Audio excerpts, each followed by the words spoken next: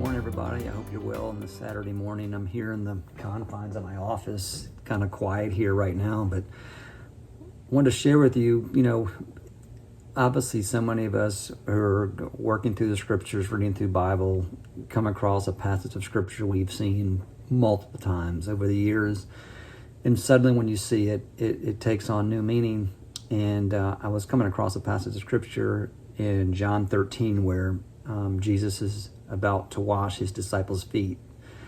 And they are really somewhat confused about what's taking place. And Jesus said, "What I'm about to do, you do not realize, you do not understand, but one day you will." That passage struck me in such a way because I realized that could be the story of so many of our lives, where so often God says to us in one way or the other, what I'm allowing to happen, what's about to take place, you do not realize, but one day you will understand. And, in my own life and yours as well, as I hear the stories of God's people talking to you, so many of you communicate it to me. What's a wonderful thing is when we find sometimes on occasions where we actually see and understand why God allowed certain things to happen. It's a beautiful time and a beautiful place to watch that take place. But so often that is not the case. Circumstances and events come in our life and we don't understand why, we don't know. And yet this is the key to being a Christian, is bowing the knee even though we do not understand.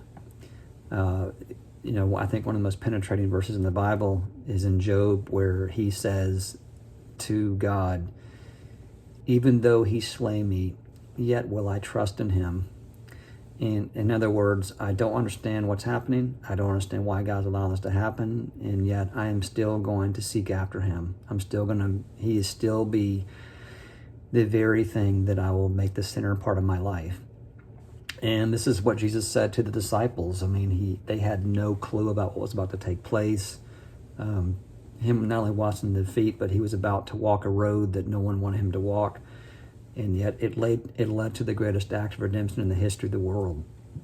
And so that's important for us to understand, and for me especially, as often I'm preaching on Sunday morning or talking to people during the week, that so many things that God is bringing in our lives are allowing to happen. Nothing is by accident. Everything passes through the hand of God, even the hard things, even the tough things. And so if we do get the answers on this side of eternity, it's a wonderful thing when that happens. We can testify to God's greatness. But if not, we will certainly testify to one day when we're in the city of God with him. And what a glorious thing that's going to be.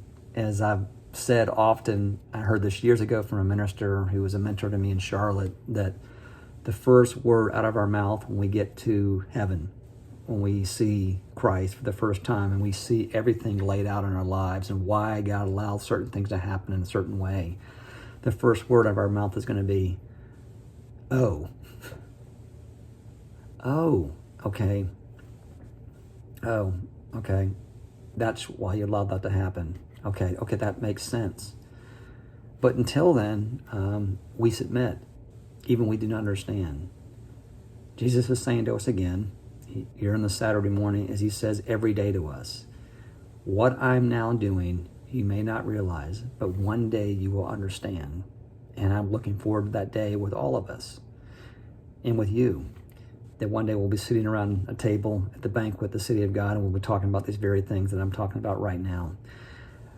But until then, submit to God, look to God in all things, and he will continue to guide our lives each and every day. I hope you're well. I look forward to seeing you on Sundays. I'll be over here in the chapel, and I'll be at Cross School on the 10:30 service. It's going to be a really, really, really exciting service, particularly at the Cross School campus. The opening is going to be really, really cool. If you get a chance to sign up, I think you might want to be there. It's going to be a special opening.